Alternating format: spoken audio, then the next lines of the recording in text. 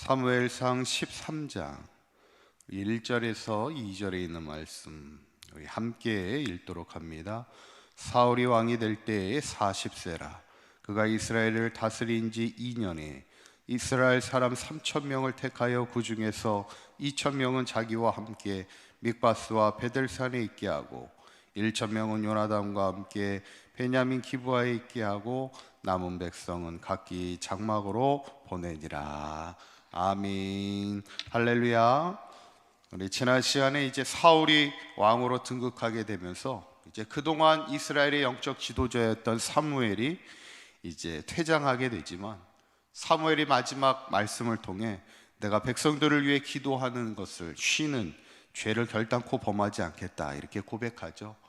우리가 기도의 사명에는 은퇴가 없다는 것입니다. 바라기는 우리 사각계 모든 성도님들 마지막까지 우리가 기도의 사명만큼은 쉬지 않고 잘 감당해서 우리 교회와 성도와 또 나라와 민족을 위해 한평생 기도의 용사로 쓰임받는 우리 모두가 될 수 있기를 간절히 축원합니다. 오늘 본문은 이제 사울이 이제 왕이 된 이후에 본격적으로 이제 왕의 역할을 감당하게 되는데, 이스라엘 백성이 사울을 왕으로 세울 때 기대했던 게 뭐냐면 강력한 나라가 되기를 원했던 겁니다. 왜냐하면 주변에 워낙 다른 이방 민족들이 그 경쟁에서 이겨야 되기 때문에 왕을 통하여 이제 그 안정함을 취하기를 원했던 것이고, 그래서 사울이 이제 왕이 되자마자 제일 먼저 한 것이 이제 블레셋과의 전쟁을 이제 시작하게 되죠. 1절에 있는 말씀을 보면 이제 사울이 왕이 될 때 나이가 40세였다는 거예요. 40의 나이가 되었을 때 그가 이스라엘을 다스린 지 2년, 그러니까 얼마 되지 않아 바로 이제 전쟁을 시작하게 되죠. 그래서 이제 3절에 보면 블레셋과의 전쟁은 이렇게 시작됩니다. 한번 3절에 있는 말씀 읽어볼까요? 시작. 요나단이 게바에 있는 블레셋 사람의 수비대를 치매 블레셋 사람이 이를 들은지라 사울이 온 땅에 나팔을 불어 이르되 히브리 사람들은 들으라 하니.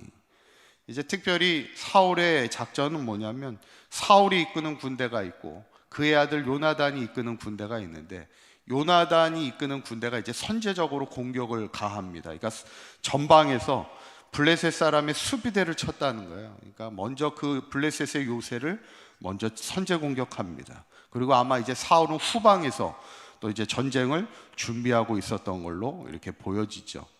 그러니까 요나단의 군사들이 먼저 선제 공격을 하니까 이제 블레셋에서 이제 반격을 시작합니다. 그래서 반격으로 공격을 해오는데 5절에 있는 말씀에 이렇게 이야기하고 있습니다. 5절에 있는 말씀을 읽어볼까요? 시작.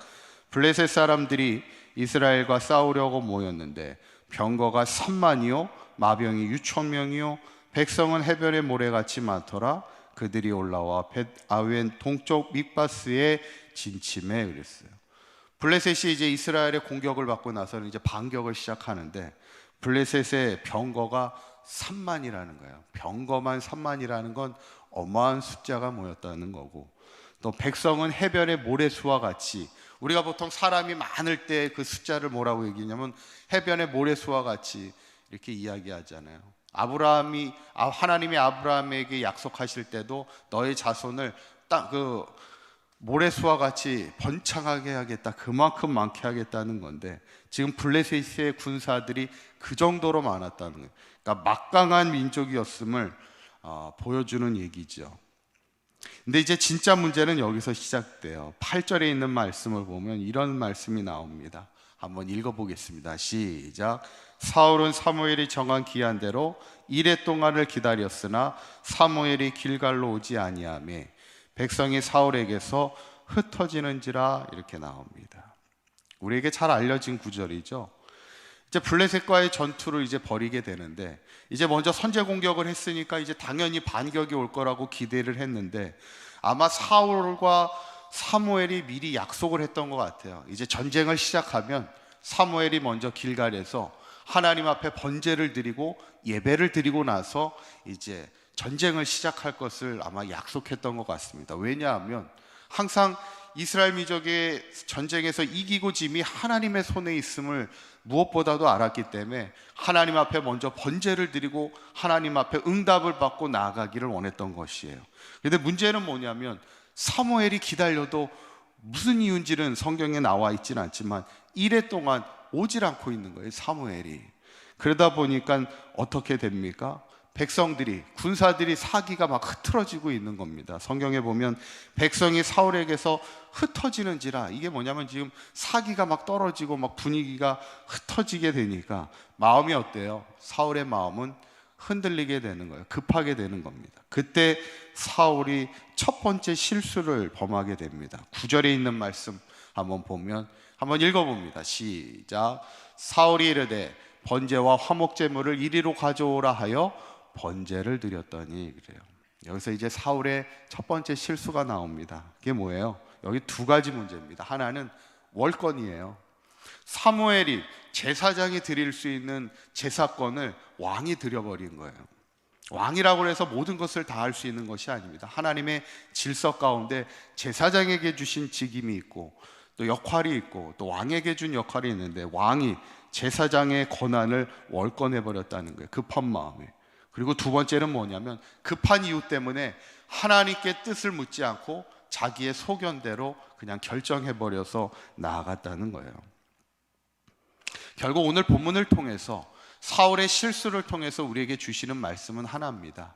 우리가 급할수록 하나님의 뜻을 물어야 된다는 것이고, 급할수록 하나님의 방법을 놓치면은 안 된다는 얘기예요.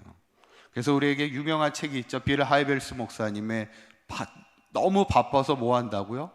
너무 바빠서 기도한다는 거예요. 우리가 바쁠수록, 우리가 급할수록 기도해야 된다는 거예요. 왜냐하면 하나님의 뜻이 무엇인지를 분별해야 되고 하나님의 방법이 무엇인지를 분별해야 되기 때문에 그래요. 바쁘다는 이유로 내가 막 임의대로 결정해서 내 생각대로 이끌면 안 된다는 거예요. 우리가 바쁠수록, 우리가 급할수록 하나님의 뜻을 묻고 하나님의 방법으로 살아갈 수 있는 것, 이게 겸손이고 이것이 지혜라는 거예요. 저는 오늘 본문을 보면서 어떻게 보면 사울의 영적 리더십의 치명적인 첫 번째 실수가 오늘 급한 나머지 어쩌면 하나님의 뜻을 묻지 않고 하나님의 방법을 저버리고 자신의 생각대로 이끌었던 것이 사울의 실수였음을 우리가 생각하면서, 항상 우리가 바쁠수록 급할수록 기도하며 하나님의 뜻을 찾으며 하나님의 방법으로 우리의 사명을 잘 감당할 수 있는 저와 여러분들의 삶이 되시기를 간절히 축원합니다. 기도하시겠습니다. 고맙고 감사하신 하나님, 오늘 사울의 첫 번째 실수를 보면서 우리가 인생을 살면서 급할수록 바쁠수록 더욱 기도하게 하여 주셔서 하나님의 뜻을 물으며 가게 하시고 하나님의 방법이 무엇인지를 우리가 물으며 살아가게 하여 주셔서 온전히 겸손함을 잃지 않고 지혜롭게 주님의 몸된 교회를 잘 섬겨가며 하나님의 사명 감당하는 우리 사강교회 모든 성도들 되게 하여 주시옵소서. 오늘 하루도 주님과 동행하는 복된 하루가 되게 하여 주옵소서. 우리 주 예수 그리스도의 이름으로 기도하옵나이다. 아멘.